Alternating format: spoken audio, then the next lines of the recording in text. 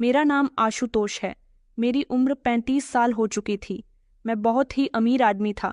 पैसे की मेरे पास कभी कोई कमी रही ही नहीं थी, क्योंकि मेरे पापा अपना सब कुछ मेरे नाम कर गए थे। आखिरकार मैं ही तो उनका इकलौता बेटा था। एक बेटा और भी था, जो मेरे पिता का नहीं था, बल्कि मेरे सौतेली माँ का था। जब मैं 18 साल का था, तब मेरी मॉम की एक हादसे में मौत हो गई थी और डैड उस समय अपना बिजनेस संभाल रहे थे। मैं इतना बड़ा नहीं था, इसलिए उन्होंने मुझ पर कोई जिम्मेदारी नहीं डाली थी। मॉम के मर जाने के बाद मुझे काफ़ी अकेलापन महसूस हुआ था, लेकिन ये अकेलापन धीरे धीरे खत्म हो गया, क्योंकि मैंने अपने दोस्तों के साथ उठना बैठना ज़्यादा शुरू कर दिया था। और डैड ने भी कुछ टाइम के बाद दूसरी शादी कर ली थी, लेकिन जिस औरत से उन्होंने शादी की थी, पहले ही उसके 2 बच्चे थे, एक जवान बेटा और एक जवान बेटी। दोनों ही लगभग मेरी उम्र के थे। मेरी सौतेली माँ ने मुझे विश्वास दिलाया कि वो मेरा बहुत ख्याल रखेगी, लेकिन मेरा दिल ही नहीं मान रहा था।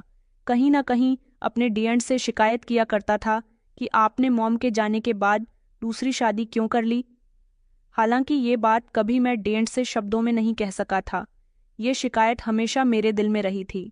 मेरी सौतेली माँ मेरे डैड के दोस्त की बहन थी। उनकी भी पति की मौत हो गई थी। वो दिखने में सुंदर थी, इसलिए उन पर मेरे डैड का दिल आ गया था।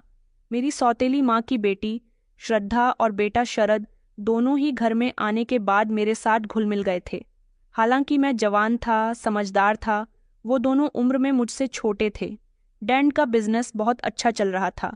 मेरी दूसरी माँ भी अच्छी थी, उन्होंने हमेशा मेरा ख्याल रखा था। अपने बच्चों के साथ साथ वो मुझसे भी प्यार करती थी। यही वजह थी कि मेरे दिल में जो कभी अपने डैड के लिए दूसरी शादी की शिकायत रहा करती थी, अब उसको भी मैंने अपने दिल से निकाल दिया था। क्योंकि औरत भले ही मेरी सौतेली माँ थी, लेकिन इस औरत ने मेरी माँ की जगह ले ली थी, लेकिन वो मेरा दिल जीतने में कामयाब रही थी। उनकी बेटी श्रद्धा हमेशा मुझे अपना भाई समझती थी, मेरी खुशियों का ख्याल रखती थी। और शरद, जो कि उम्र में मुझसे पूरे 4 साल छोटा था, वो भी मुझे अपना बड़ा भाई मानने लगा था। सौतेली माँ के साथ साथ उनके दोनों बच्चे हमारे घर में रहते थे। कभी जो मैं अकेला ही इस घर में मंडराया फिरता था, अब उसी घर में 3 बच्चे हो गए थे। वक्त गुजरता गया।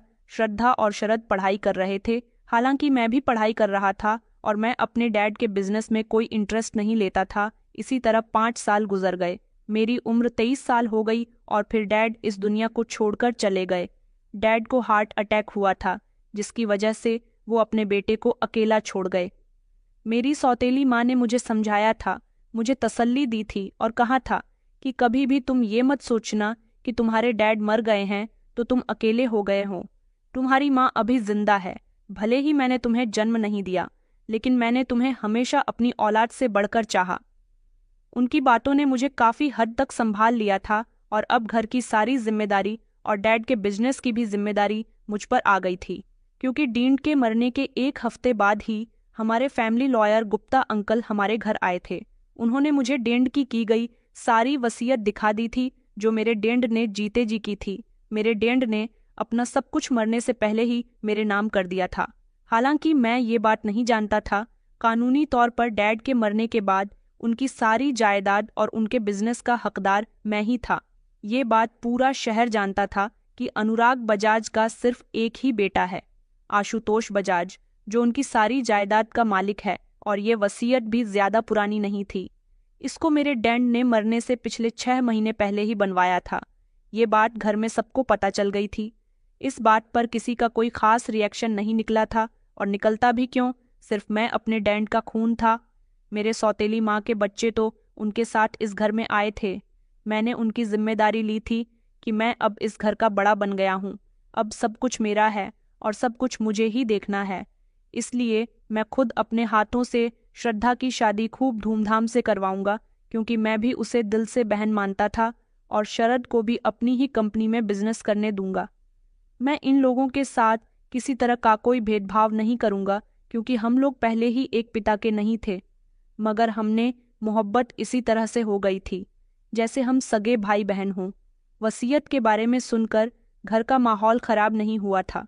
मुझे इस बात की खुशी हुई थी कि मेरे सौतेले भाई बहन और सौतेली माँ के दिल में दौलत का कोई लालच नहीं है। वक्त गुजरता रहा। मैंने डैड का बिजनेस अच्छे से संभाल लिया था और उनका बिजनेस अब पहले से भी ज़्यादा अच्छा चल रहा था। श्रद्धा के लिए एक अच्छा और अमीर परिवार का रिश्ता देखकर मैंने उसकी शादी करवा दी थी।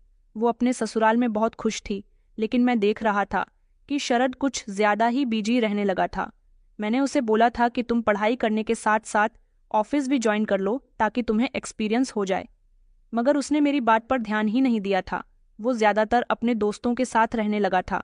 घर में भी मुझे कम दिखाई देता था, या फिर वो शायद मेरे सामने आना ही नहीं चाहता था। मैं कुछ भी समझ नहीं पा रहा था, और फिर मुझे ये सब समझने की फुर्सत भी नहीं होती थी, क्योंकि मैं डैड के मरने के बाद से ही बहुत ज़्यादा बिजी हो गया था। श्रद्धा की ससुराल भी ज़्यादातर मैं ही जाया करता था। मुझे उसकी छोटी बड़ी ख्वाहिशों को पूरी करने में बड़ा मज़ा आता था। मेरी कोई बहन नहीं थी, और जब मुझे बहन मिली थी तो मैं उसका रिश्ता बहुत अच्छे से निभा रहा था। शरद को इतनी फुर्सत नहीं होती थी कि वो बहन की ससुराल जाया करे, उसके लिए कुछ खाने पीने के लिए जाया करे। श्रद्धा जीज कॉलोनी में रहती थी। वहाँ पर सामने ही ये कॉलोनी और बनी हुई थी, जहाँ कुछ लोग अपने फ्लैट में रहते थे तो कुछ लोगों ने फ्लैट को रेंट पर लिया हुआ था। एक दिन श्रद्धा ने मुझे डिनर पर इनवाइट किया था। उस दिन मुझे ऑफिस में ज़्यादा काम नहीं था, और फिर इस श्रद्धा की शादी को 1 साल हो गया था, इसीलिए उसके पास छोटा सा बेबी भी था। मुझे तो बच्चे शुरू से ही बहुत अच्छे लगते हैं। जब से श्रद्धा का बेबी हुआ था तब से मैंने उसके घर जाना पहले से भी ज़्यादा शुरू कर दिया था। मैं उसके बेटे के साथ खेला करता था। उसका पति कभी मेरा कोलीग रहा था, इसलिए मैं उसे बहुत अच्छे से जानता था, और अब तो जब से हम लोग साला जीजा बने थे तब से हमारे बीच में जान पहचान पहले से भी ज़्यादा मजबूत हो गई थी। उस दिन मैं श्रद्धा के घर 6 बजे ही पहुंच गया था। उसका पति भी 5 बजे तक घर आ जाता था। पहले हम लोगों ने एक साथ बैठकर खूब सारी बातें की, और फिर उसके बाद श्रद्धा ने कहा कि हम लोग टेरेस पर नाश्ता करते हैं, क्योंकि छत पर बहुत अच्छी हवा चल रही है। उसने नौकरों से कहकर टेरेस पर नाश्ता लगवा दिया था। वैसे भी उसके यहाँ गार्डन टेरेस था। हम सब लोग टेरेस पर चले गए थे और नाश्ता कर रहे थे। गर्मियों के दिन थे, इसलिए ज़्यादा अंधेरा नहीं हुआ था। दिन धीरे धीरे ढल रहा था। बड़ी ही प्यारी हवा चल रही थी। मेरे हाथ में चाय का कप था। एक टांग के ऊपर दूसरी टांग रखी हुई थी, और मैं चाय की चुस्कियों का मज़ा ले रहा था, क्योंकि मुझे ठंडा पीना पसंद नहीं था, और ये बात श्रद्धा बहुत अच्छे से जानती थी। इसलिए वो सर्दी हो या गर्मी मेरे लिए चाय ही बनवाया करती थी। चाय पीते पीते अचानक मेरी नज़र श्रद्धा के ठीक सामने वाली बिल्डिंग की छत पर गई, जहां बाल खोले हुए एक सुंदर सी लड़की खड़ी हुई थी। उसे देखकर मैं बस उसे देखता ही रह गया। मेरी आंखें उस पर जमकर रह गई थीं। वो छत पर अपने बाल सूखा रही थी और अपने बालों को इधर उधर लहरा रही थी। शायद शाम के समय नहाकर आई थी। उसके बाल गीले थे। इतनी सुंदर लड़की मैंने अपनी जिंदगी में पहली बार देखी थी। उसके चेहरे पर एक अजीब सी मासूमियत थी। उसे देखकर तो जैसे मैं चाय पीना ही भूल गया था। श्रद्धा के पति विभोर ने मेरा हाथ हिलाया और कहने लगा कि क्या हुआ, तुम कहाँ खो गए हो। मैंने जल्दी से अपनी नज़र विभोर की तरफ की और कहा कि नहीं नहीं, हाँ तुम बताओ क्या कह रहे थे। मैं विभोर के साथ बातें कर रहा था, लेकिन मेरी नज़र उस लड़की पर थी जो अपनी छत पर इधर से उधर टहलकर मोबाइल में अपना ध्यान लगाए हुए थी। मेरा सामना आज तक काफ़ी सारी लड़कियों से हुआ था, लेकिन इतनी सुंदर और मासूम दिखने वाली लड़की आज तक मैंने नहीं देखी थी। या शायद वो अच्छी भी हो तो वो लड़कियां मेरे दिल को नहीं भाई थीं। इस लड़की को दूर से ही देखकर मेरा दिल उसका दीवाना हो गया था, और अब जब भी मैं श्रद्धा के घर आया करता था तो शाम के टाइम पर छत पर ज़रूर जाता था ताकि उसे देख सकूं। मैं जब भी यहाँ आता था तो देखता कि वो शाम के समय अपनी छत पर होती थी, और आज भी मैं बहुत एक्साइटेड होकर श्रद्धा के घर जा रहा था। श्रद्धा समझ रही थी कि मैं आखिर क्या चाहने लगा हूँ। उसने उस दिन मुझसे पूछ ही लिया कि भैया, मैं देख रही हूँ कि आप मेरे घर बड़ी जल्दी जल्दी आने लगे हो और आपका हमारे गार्डन टेरेस पर बड़ा मन लगने लगा है। मैंने कहा कि मैं यहाँ ताज़ी हवा लेने के लिए आता हूँ और तुम्हारे घर आकर मुझे बहुत अच्छा लगता है। तो वो कहने लगी, यहाँ आकर अच्छा लगता है या फिर किसी को देखकर अच्छा लगता है। मैं उसकी बात पर मुस्कुराया। मैंने कहा कि तुम बिल्कुल ठीक समझी हो। उसने मेरे कंधे पर हाथ रखा और कहने लगी कि भैया, विभोर ने इस लड़की के बारे में सारी इन्फॉर्मेशन निकाल ली है। ये लोग यहाँ रेंट पर रहते हैं। लड़की अच्छी है, आप कहो तो मैं मम्मी को इसके बारे में बताऊं? मैं श्रद्धा की बात पर शर्माने लगा था और मेरे इस तरह के शर्माने पर वो समझ गई थी कि मैं क्या चाहता हूँ। उसने अगले ही दिन घर आकर इस बारे में मम्मी से बात कर ली थी, जिस पर उन्हें भी कोई ऐतराज नहीं हुआ था और वो फौरन ही राजी हो गई थी। उस लड़की के घर रिश्ता ले जाने पर घर में सब लोग खुश थे कि मैंने जो लड़की पसंद की है वो बहुत अच्छी है। उस लड़की का नाम नम्रता था। मैं बहुत परेशान था और कन्फ्यूज भी था क्योंकि माँ और श्रद्धा उसके घर मेरा रिश्ता लेकर गई हुई थी। मुझे डर था कि कहीं उसके घर वाले रिश्ते से इनकार न करते, क्योंकि मैं नम्रता को मन ही मन में चाहने लगा था। वो मुझे बहुत अच्छी लगती थी। मैं गहरी सोच में बैठा हुआ था। उधर विभोर बार बार मुझे तसल्ली दे रहा था कि उसके घर वाले रिश्ते के लिए हाँ कर देंगे, तुम परेशान मत हो। मैं बड़ी बेसब्री से उन दोनों का इंतजार कर रहा था कि कब वो दोनों वहां से आएंगी और मुझे पता चलेगा कि लड़की के पेरेंट्स का क्या रिएक्शन है। फिर जब उन्होंने आने के बाद मुझे ये खुशखबरी दी कि लड़की के घर वालों ने तो फौरन ही इस रिश्ते के लिए हाँ कर दी है, तो ये सुनकर मेरी खुशी के ठिकाने नहीं रहे थे और मेरे घर वालों ने मेरी और नम्रता की शादी भी जल्दी करने को कह दिया था। मैं तो बहुत ही खुश था और दिन रात अपनी और नम्रता की शादी के सपने देख रहा था। मैंने अपनी शादी भी खूब धूमधाम से करने का फैसला किया था। मैंने उससे बात करने की कई बार कोशिश की थी। मैं जानना चाहता था कि वो भी मेरी तरह मुझसे शादी करने के लिए एक्साइटेड है या नहीं। मगर इसी दौरान माँ की तबीयत इतनी ज्यादा खराब हो गई कि मैं उनके तबीयत के चक्कर में सब कुछ भूल गया था। ये तो अच्छा हुआ कि मेरी शादी से पहले उनकी तबीयत ठीक हो गई थी और मेरी शादी नम्रता के साथ खूब धूमधाम से की गई। नम्रता मेरी पत्नी बनकर मेरे घर में आ गई थी। उस दिन मुझे लगा था कि मेरी जिंदगी की सबसे बड़ी खुशी पूरी हो गई है। शादी की पहली रात भी हम दोनों की बहुत हसीन गुजरी थी। वो इतनी सुंदर थी कि मैं बार बार उसको देख रहा था और सोच रहा था कि मैंने कभी उम्मीद भी नहीं की थी कि इतनी सुंदर लड़की मेरी जिंदगी में शामिल हो सकती है। वो बहुत ही भोली थी। मैं उसे जैसा कहता था वो वैसा ही कर लिया करती थी। मेरे घर वालों को भी उसने बहुत खुश रखा था और वो जल्दी उनके साथ अटजे नष्ट हो गई थी। मैं नम्रता के साथ बहुत खुश था। हमारी शादी के एक हफ्ते बाद ही माँ की मौत हो गई, क्योंकि उनकी शुगर हद से ज्यादा बढ़ गई थी और अब की बार जब उनकी तबीयत खराब हुई तो शुगर कंट्रोल नहीं हो पाई, जिसकी वजह से वो बच ना सकी। और उस दिन मुझे फिर से ऐसा लगा था जैसे मैं अनाथ हो गया हूँ। माँ की गोद मुझसे छीन ली गई है। ऊपर वाले ने मुझे 2 माँव का सूख दिया था और मेरी दोनों ही माएँ मुझसे बहुत ही जल्द छीन ली थी। मुझे अब हमेशा शरद की फिक्र लगी रहती थी कि वो अकेला हो गया। मैंने कई बार उससे बात की थी और उसे कहा था कि तुम शादी कर लो, लेकिन उसने कहा था कि भैया मैं शादी नहीं करना चाहता। न तो वो बिजनेस में कोई इंटरेस्ट ले रहा था और ना ही घर में ज्यादा टाइम दिया करता था। पता नहीं उसे क्या हो गया था। एक चीज थी जो मैंने नोटिस की थी, वो ये थी कि नम्रता के घर में आ जाने के बाद उसकी नम्रता से अच्छी दोस्ती हो गई थी और अब वो हमेशा उसके आगे पीछे भाभी भाभी कहकर घूमता रहता था। वो अपनी भाभी की बहुत इज्जत किया करता था। नम्रता मेरा और मेरे भाई का बहुत ख्याल रखती थी। हालांकि श्रद्धा भी हमारे घर आती जाती रहती थी और हम दोनों भाइयों को इस तरह सुकून से देखकर उसे भी बहुत खुशी मिलती थी। वक्त गुजरना जा रहा था और धीरे धीरे मेरी शादी को पूरा 1 साल हो गया। मुझे लगता था कि जिंदगी इसी तरह खुशियों के साथ चलती रहेंगी, लेकिन कभी किसी के लिए जिंदगी आसान हुई है क्या? शरद ने मेरा ऑफिस ज्वाइन कर लिया था। मुझे खुशी हुई थी कि वो अब डैड के बिजनेस में इंटरेस्ट लेने लगा था और काम भी खूब मन लगाकर किया करता था। उसकी इस तरह की मेहनत देखकर मैं बहुत इम्प्रेस्ड हुआ था। ये सब नम्रता की वजह से पॉसिबल हो सका था, क्योंकि नम्रता से मैंने एक बार इस बारे में बात की थी कि मैं चाहता हूँ कि हम दोनों भाई मिलकर इस कंपनी को संभालें, लेकिन शरद बिजनेस में इंटरेस्ट ही नहीं लेता। बस तब से ही नम्रता ने शरद को फोर्स करना शुरू कर दिया था कि वो बिजनेस संभाले। मैं अपनी पत्नी का बहुत शुक्रगुजार था। मेरी पत्नी मेरी जिंदगी में मेरे साये की तरह थी, जो हमेशा मेरा ख्याल रखती थी। एक दिन मुझे काम के सिलसिले में शिकागो जाना था। वहां पर मुझे पूरे 1 हफ्ते का टाइम लग जाता। इस बारे में जब मैंने अपनी पत्नी को बताया तो वो मेरे लिए काफ़ी फिक्रमंद हुई और फिर कहने लगी कि आप अपना बहुत ख्याल रखना, मैं आपको बहुत मिस करूंगी। अगले ही दिन मैं शिकागो के लिए निकल चुका था। सब कुछ बिल्कुल ठीक था, लेकिन जब मैं शिकागो से वापस आया तो मेरी पूरी दुनिया ही बदल गई थी। मैं जैसे ही घर के अंदर दाखिल हुआ तो घर का माहौल अजीब सा बना हुआ था।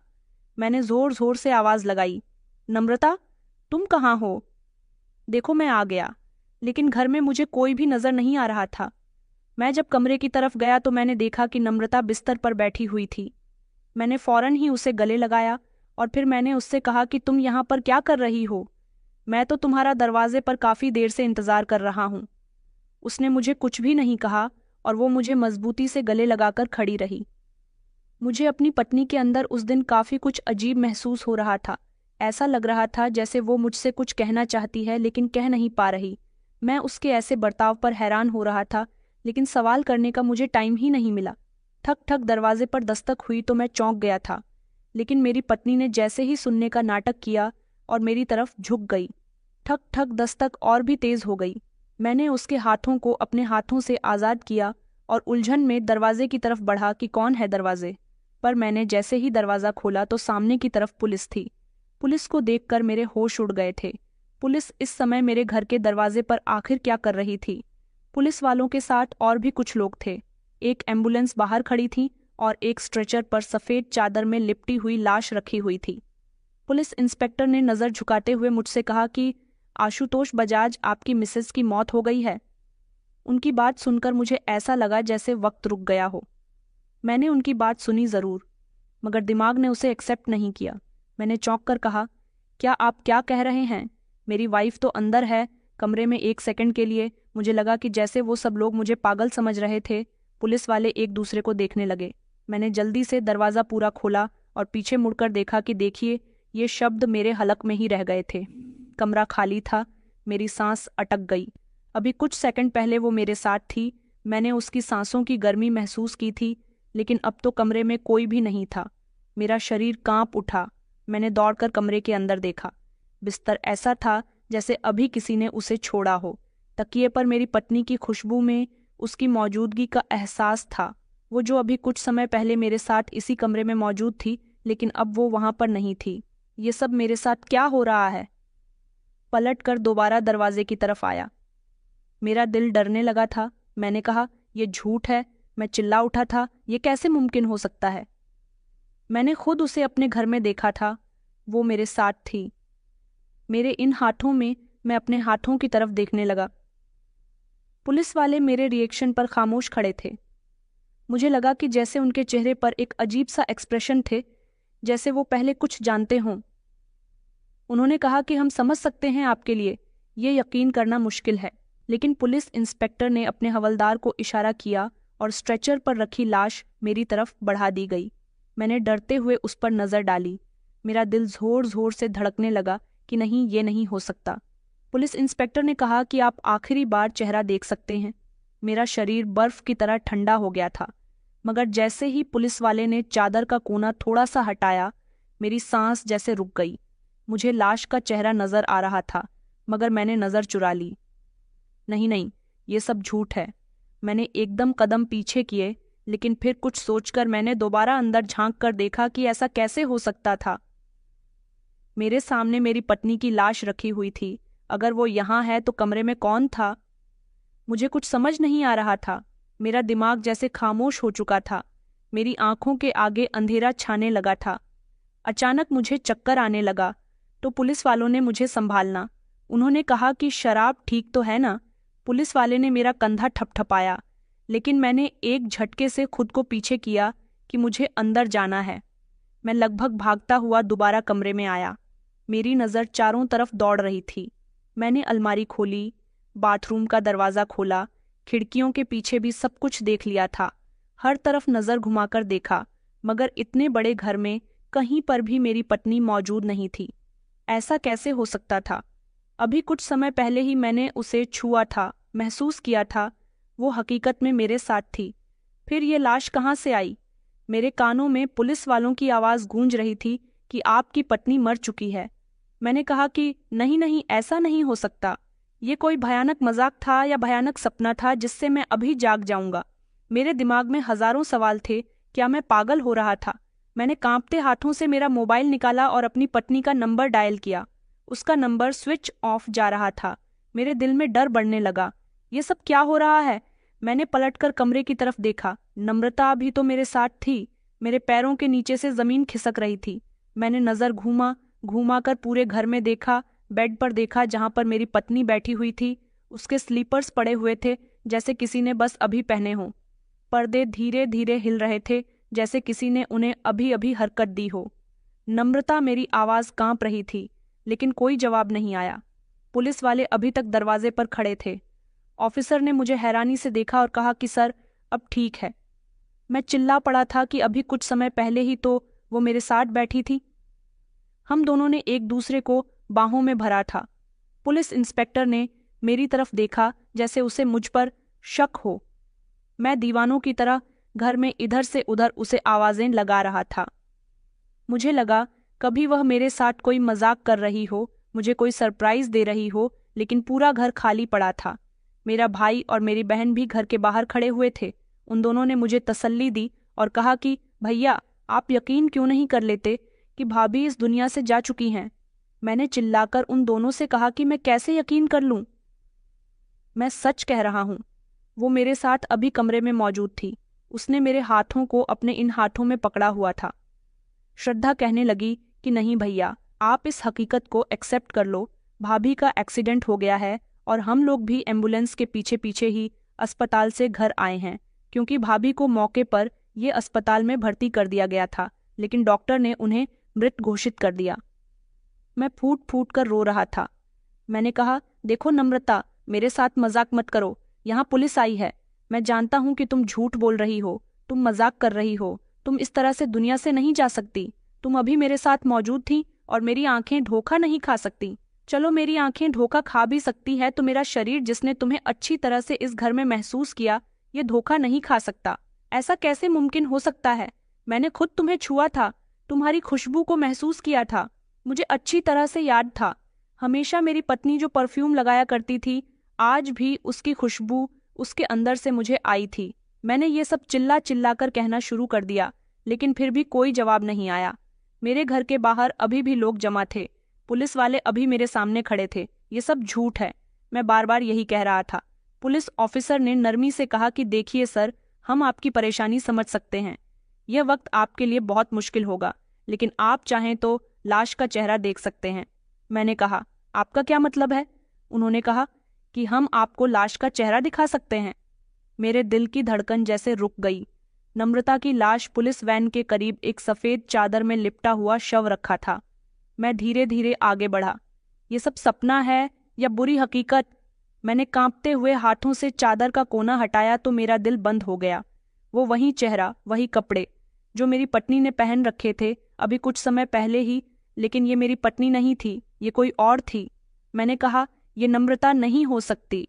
पुलिस वाला चौंक गया। मैं बार बार अपने कमरे की तरफ देख रहा था और फिर अपनी पत्नी की लाश की तरफ। मुझे नहीं पता था कि मेरे यहाँ से जाते ही इतना सब कुछ हो जाएगा, वरना मैं कभी भी अपनी पत्नी को छोड़कर नहीं चाहता।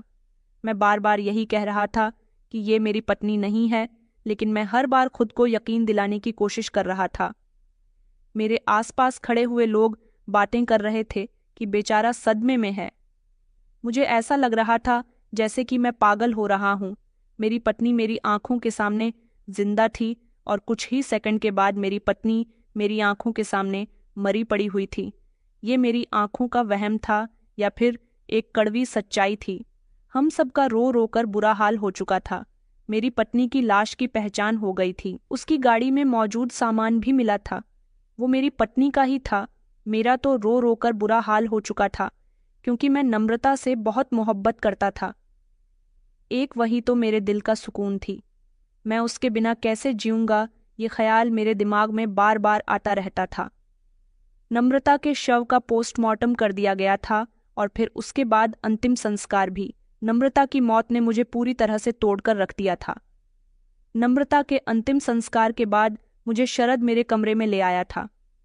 कहने लगा कि भैया, आप आराम करो, आपकी तबीयत ठीक नहीं है, क्योंकि नम्रता की मौत पर मैं पहली बार अपनी जिंदगी में सबसे ज्यादा रोया था। ना जाने क्यों मैं नम्रता की मौत को एक्सेप्ट नहीं कर पा रहा था। मुझे ऐसा लगता था जैसे अभी भी वो जिंदा है। मेरी आंखें मेरे शरीर की चुअन धोखा नहीं खा सकती, लेकिन जो कुछ हो चुका था वो सब क्या था, यही सब सोच सोच कर मेरा दिमाग दर्द कर रहा था। ऐसा लगता था जैसे मेरे दिमाग की सारी नसें फट ही जा रही हैं। मैंने खुद को एक कमरे में बंद कर लिया था। मुझे अब कुछ भी अच्छा नहीं लगता था। बस मन करता था कि कहीं से भी मेरी पत्नी वापस आ जाए। रातों को मुझे ऐसा लगता था जैसे कमरे का दरवाज़ा खुलकर नम्रता कमरे के अंदर आई है, लेकिन जैसे ही मैं उसके करीब गया वो अचानक गायब हो गई। और तो और जब मैं खूब याद करके उसे रोया करता था तो ऐसा लगता था जैसे उसकी आवाज़ आ रही है, जैसे वो मेरे पास बैठी है, मुझसे बातें करना चाहती है।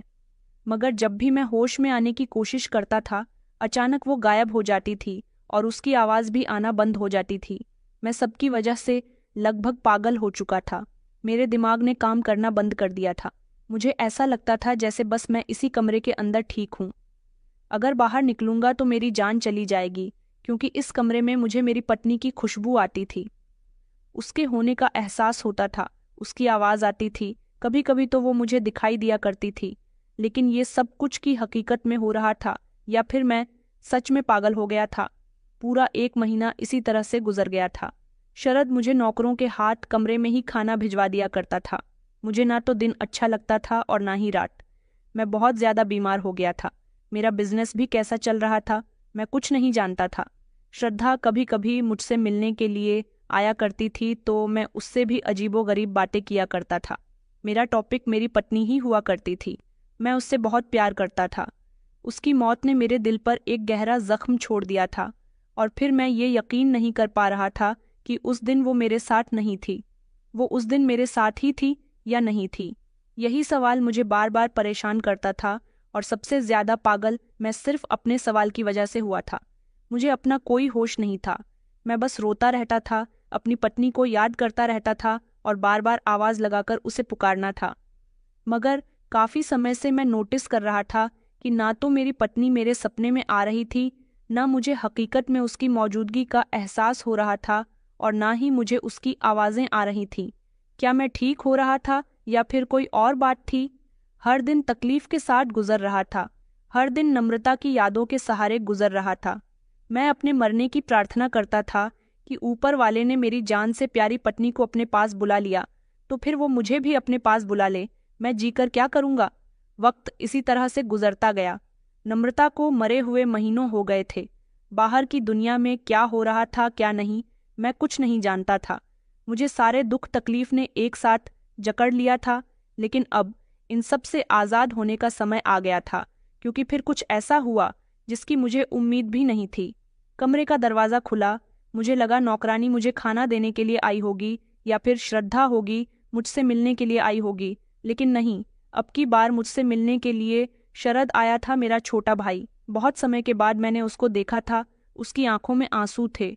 वो धीरे धीरे चलता हुआ मेरे करीब आया और फिर मेरे बराबर में ही बैठ गया। उसने मेरे आगे हाथ जोड़ दिया और रोने लगा। मुझे लगा कि शायद मेरी ऐसी हालत पर उसे तरस आ रहा है, लेकिन आगे जो शब्द वो कहने जा रहा था, मेरा तो मन किया कि मैं उसे जान से मार दूं। उसने कहा कि भैया मुझे माफ़ कर दो भैया, मुझसे बहुत बड़ी गलती हो गई भैया, हम बर्बाद हो गए, वो हमें बर्बाद करके चली गई। मैंने कहा तुम क्यों रो रहे हो और किसकी बातें कर रहे हो, क्या हुआ है शरद? उसने शर्मिंदा होते हुए और नज़र झुकाते हुए कहा कि भैया जो गलती मैंने की शायद उसके लिए आप मुझे कभी माफ़ नहीं करोगे, लेकिन अब मुझे एहसास हुआ कि मेरी ये गलती ने पूरी तरह से हमें बर्बाद कर दिया। दरअसल आपकी इस हालत का जिम्मेदार मैं हूँ। ये कहकर वो फिर से फूट फूट कर रोने लगा। मैंने उसके हाथों को थामा और कहा कि क्या बात है, क्यों परेशान हो? वो कहने लगा कि भैया भाभी जिंदा है और सही सलामत है। शरद की ये बात सुनकर तू जैसे मेरे शरीर में जान आ गई थी और मेरी आंखें फटी की फटी रह गई थीं। मैं अपनी आंखें फाड़कर शरद की तरफ देख रहा था। मैंने कहा सच? तो फिर वो कहाँ है और इतने टाइम से मुझसे क्यों छुप रही है? मेरे शरीर में जान आ गई। मैंने कहा शरद तुम सच कह रहे हो ना? नम्रता जिंदा है तो फिर तुम उसे बुलाओ, मैं उससे मिलना चाहता हूँ। कहाँ है वो? मैं जानता था कि वो जिंदा है, उसे कुछ नहीं होगा। मैं एक तरफ खुश था तो दूसरी तरफ मेरी आंखों से आंसू निकल रहे थे। शरद ने मुझे संभालना और कहा कि भैया अब जो मैं आपको बताने वाला हूँ शायद उससे आपको बहुत तकलीफ पहुंचेगी, लेकिन प्लीज आप मुझे माफ कर देना। दरअसल भाभी की मौत हुई ही नहीं थी और ना ही भाभी का एक्सीडेंट हुआ था। ये सब कुछ एक प्लानिंग के तहत किया गया था। भाभी सच में जिंदा थी और आपके साथ एक बहुत बड़ा धोखा किया गया। पुलिस वाले, आसपास के लोग और वो लाश, सब कुछ एक झूठ था। भाभी मुझसे हमेशा कहा करती थी कि तुम अपने भैया को ऑफिस ज्वाइन क्यों नहीं करते। तब एक दिन गुस्से में आकर मैंने भाभी को बता दिया था कि ये सारी दौलत भैया के नाम पर है, मेरा यहाँ पर कुछ भी नहीं है। मुझे तो अपने सौतेले पिता पर गुस्सा आता है कि उन्होंने अपना सब कुछ अपने सगे बेटे के नाम कर दिया। मैं भी तो उनका बेटा था। वो सारी जायदाद आंधी आंधी दोनों भाइयों में नहीं बांट सकते थे। जिस दिन से मुझे पता चला कि हमारे बिजनेस और सारी जायदाद के हकदार भैया हैं, तभी से मुझे भैया से नफरत महसूस होने लगी। शायद भाभी ने मेरी आंखों में आपके खिलाफ गुस्सा और नफरत देख ली थी। उन्होंने इस बात का फायदा उठाया और मुझसे कहा कि तुम ये सब कुछ अपने नाम भी तो करवा सकते हो। मैंने भाभी से कहा कि कैसे पॉसिबल हो सकता है। उन्होंने कहा कि हाँ, बिल्कुल हो सकता है, इसमें मैं तुम्हारी मदद करूंगी। मैं भाभी की बात सुनकर खुश हुआ था। मैंने कहा, तो फिर ये सब कुछ कैसे होगा? उन्होंने कहा कि बस मैं जैसा कहूं तुम वैसा ही करते जाओ, एक दिन ये सब कुछ तुम्हारा होगा। आप जब शिकागो चले गए थे तब हमारे पास अपने प्लान पर ध्यान देने का बहुत अच्छा समय था। हमें पता चला कि आप आने वाले हो तो हमने प्लान बनाया। झूठी पुलिस, झूठा शव और झूठी एक्टिंग की गई। भाभी उस समय जिंदा थीं और आपके साथ मौजूद थीं, लेकिन फिर हमने पुलिस वालों को घर के दरवाजे पर भेज दिया और पीछे वाले रास्ते से भाभी घर से निकल गई और फिर उसके बाद भाभी की मौत का नाटक रचा गया। दरअसल वो लाश भाभी की नहीं थी, एक गुमशुदा लड़की की लाश थी। पुलिस वालों को हमने पैसे देकर पहले ही खरीद लिया था और अपने प्लान के बारे में अच्छी तरह से बता दिया था। इसलिए उन्होंने लाश को अच्छी तरह से तैयार किया ताकि आपको लगे कि ये लाश आपकी पत्नी की ही है। आप यकीन नहीं कर रहे थे। बड़ी मुश्किल से हमारी इस एक्टिंग से आपने यकीन किया कि भाभी मर चुकी है।